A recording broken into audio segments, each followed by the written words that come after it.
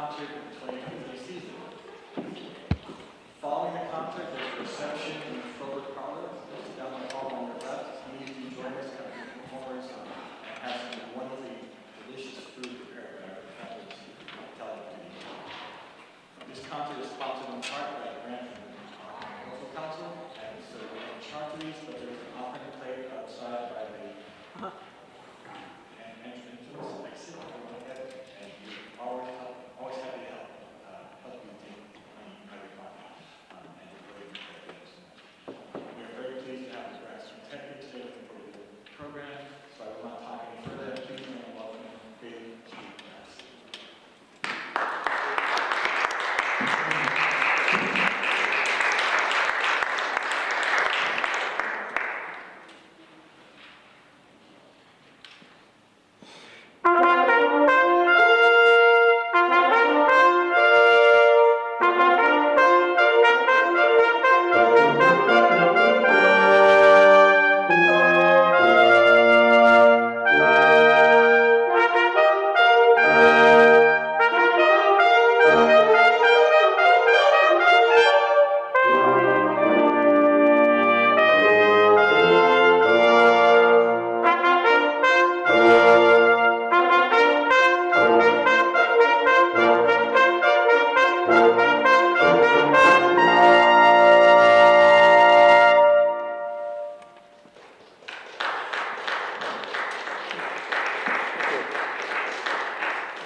Complete change of pace now. We have Alexander's Ragtime Band here, George Gershwin.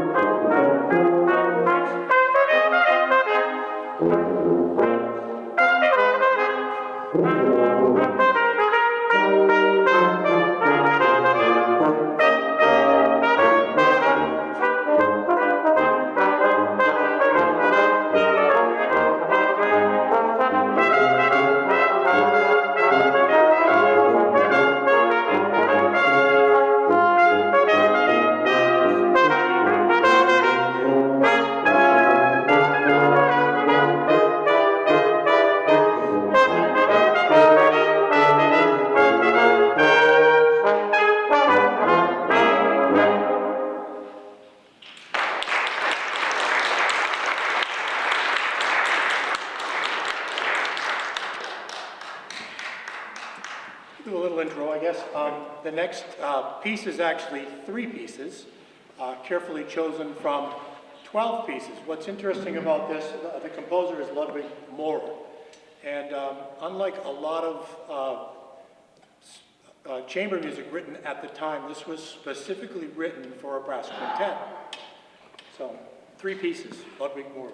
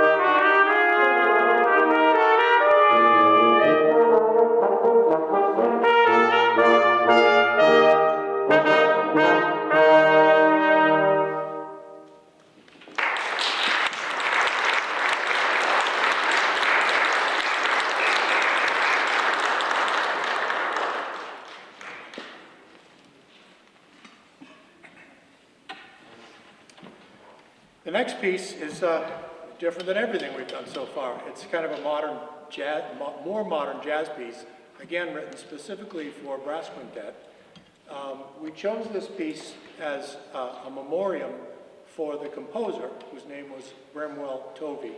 He passed last July, and he had quite a few connections to the area.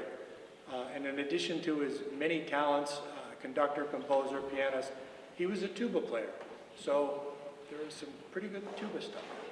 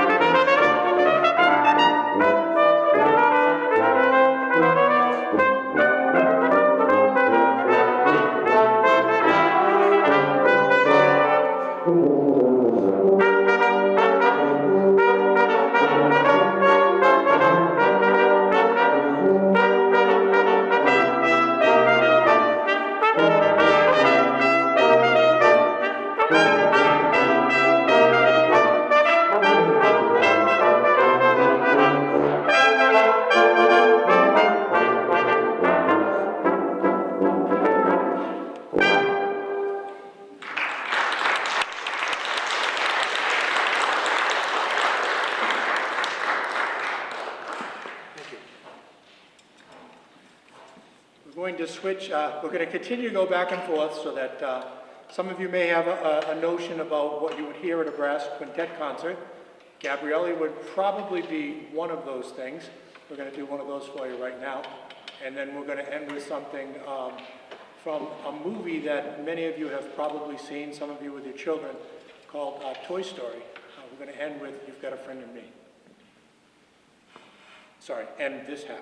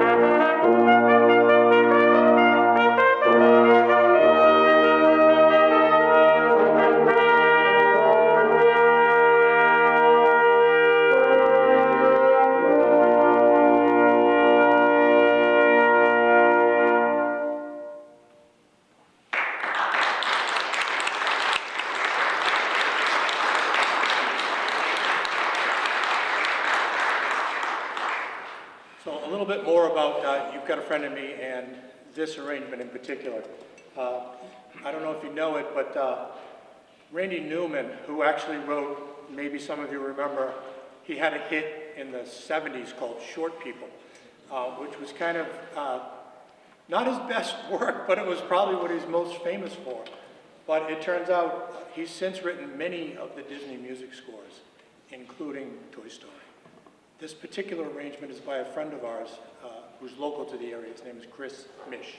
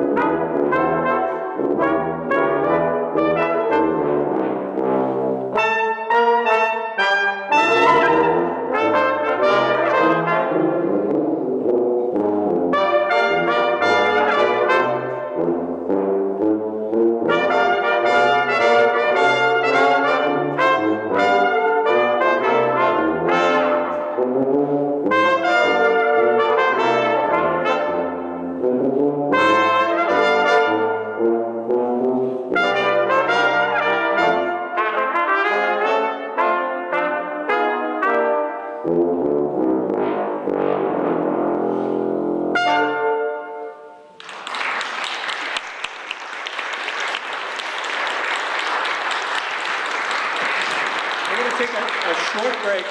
We'll be back in about 5 minutes or so, and we have much more. This next piece is called Evangelical Lutheran, and there's a little bit of interesting history to this.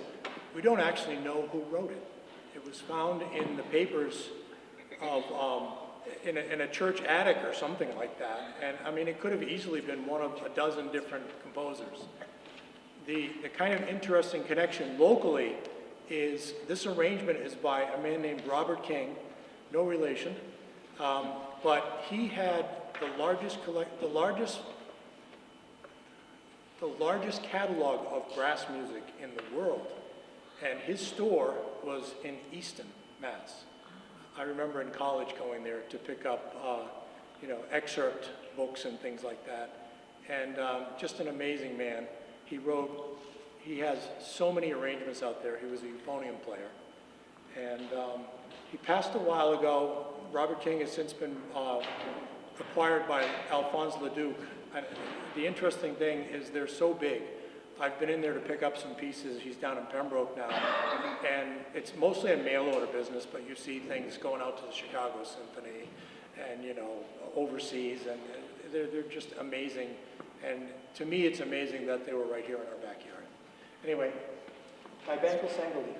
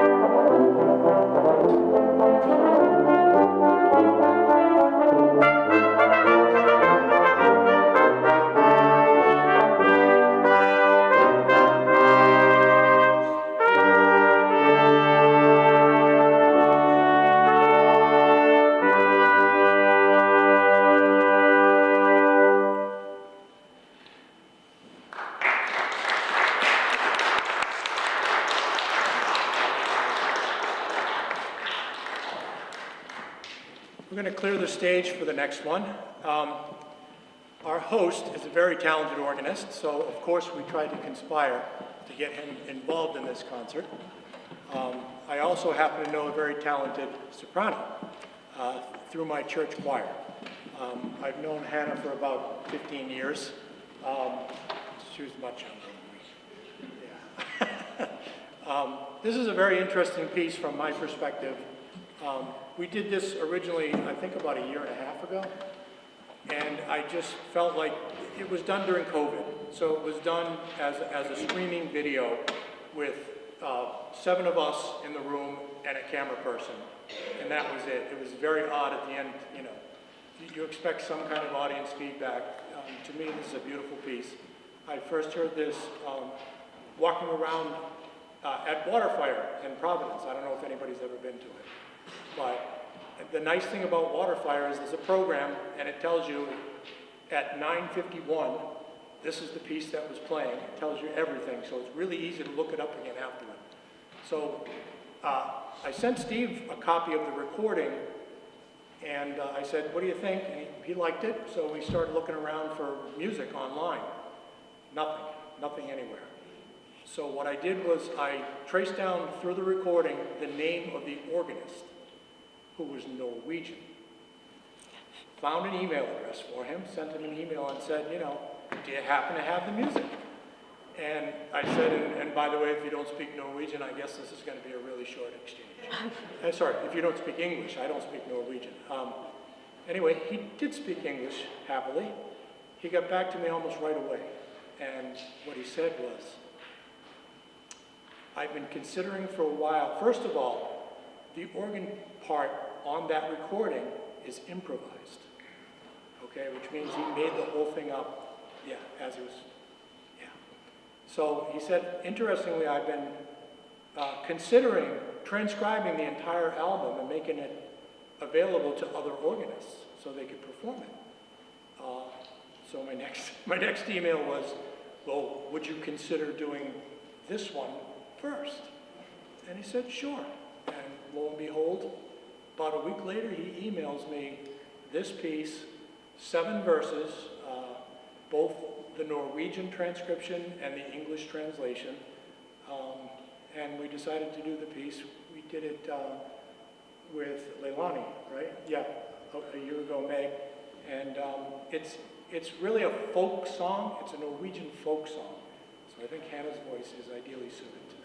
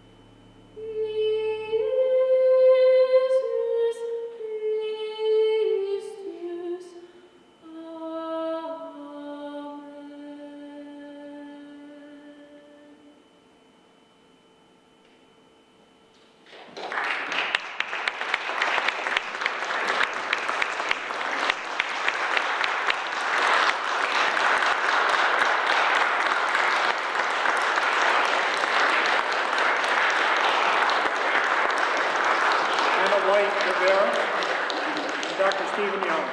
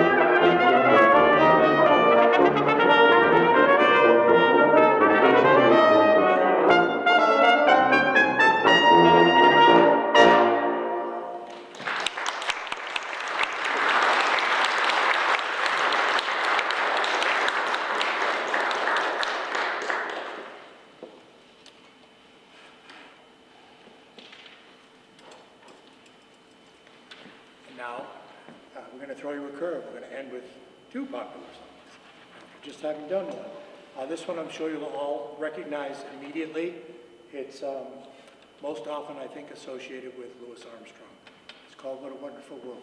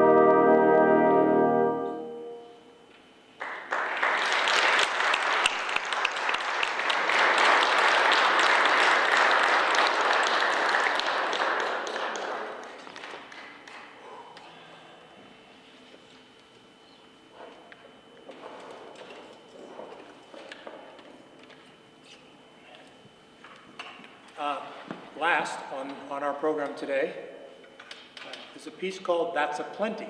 It's actually a traditional jazz piece, originally written by Lou Pollack. This arrangement was done for the Chicago Brass by a man named Steve Cooper.